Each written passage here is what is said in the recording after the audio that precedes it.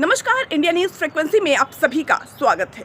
ये व्यक्ति किसी का नहीं है, ना तो ये भाजपा का है और ना ही मुसलमानों का है। जब इस कालखंड का इतिहास लिखा जाएगा तो इस कानून को बनाने का भाजपा से ज्यादा दोष नीतीश कुमार के सर पर होगा। अरे भाई साहब, ऐसा हम नहीं कह रहे, बल्कि जन सुराज के संयोजक प्रशांत किशोर ने ऐसा बयान दिया है। वक्फ संशोधन बिल के पारित होने के बाद से ही लगातार बिहार के मुख्यमंत्री नीतीश कुमार की राजनीति पर सवाल उठने शुरू हो गए हैं। जन सुराज के संयोजक प्रशांत किशोर ने इस पर सीधी चोट करते हुए कहा कि ये कानून बनने के लिए भाजपा के साथ ही साथ नीतीश कुमार भी जिम्मेदार है।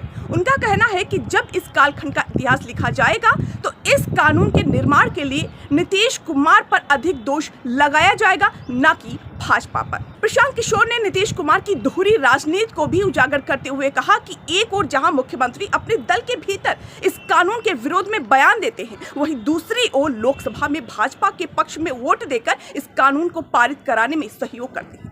ये कैसी राजनीति है जहां सत्ता के लिए सिद्धांतों की बलि दी जाती है? प्रशांत किशोर ने आगे कहा कि सरकार को वक्फ की जमीन, उसकी संपत्ति या उसके कार्यकलाप से कोई फर्क नहीं पड़ता। सरकार को बस इतना फर्क है कि हिंदू और मुसलमान का मुद्दा बना रहे। लोकसभा में सरकार को बहुमत नहीं था और वही नीतीश कुमार जैसे लोग थे जिन्होंने इस कानून के पक्ष में वोट दिया।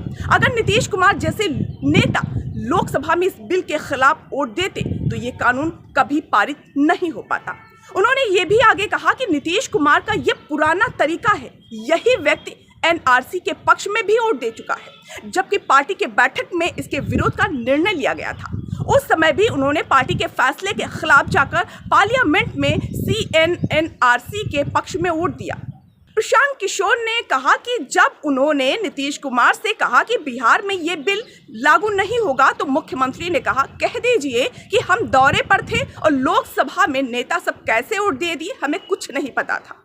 इसके साथ ही प्रशांत किशोर ने भाजपा पर निशाना साधते हुए कहा कि भाजपा मुसलमानों को ना तो अपना वोटर मानती है और ना ही समर्थक। ये खींचातान और राजनीतिक लड़ाई का हिस्सा है, लेकिन नीतीश कुमार जैसे नेता जो रोज मुसलमानों को ये बताते हैं कि हम आपके हितैषी हैं, उन्हें इस बात की चिंता करनी चाहिए कि जब आप गांधी, लोहिया, जयप्रकाश नारायण की बातें करते हैं तो क्या वक्फ कानून के पक्ष में वोट देकर आप अपने दोहरे चरित्र को नहीं दिखा रहे? साथियों, प्रशांत किशोर के इन बयानों से नीतीश कुमार की राजनीति पर एक बार फिर से सवाल उठने शुरू हो गए हैं कि क्या सत्ता के लिए सिद्धांतों की बलि देना सही है? जनता अब इस दोहरी राजनीति को समझने लगी है और इससे नीतीश कुमार की छवि पर भी असर पड़ सकता है।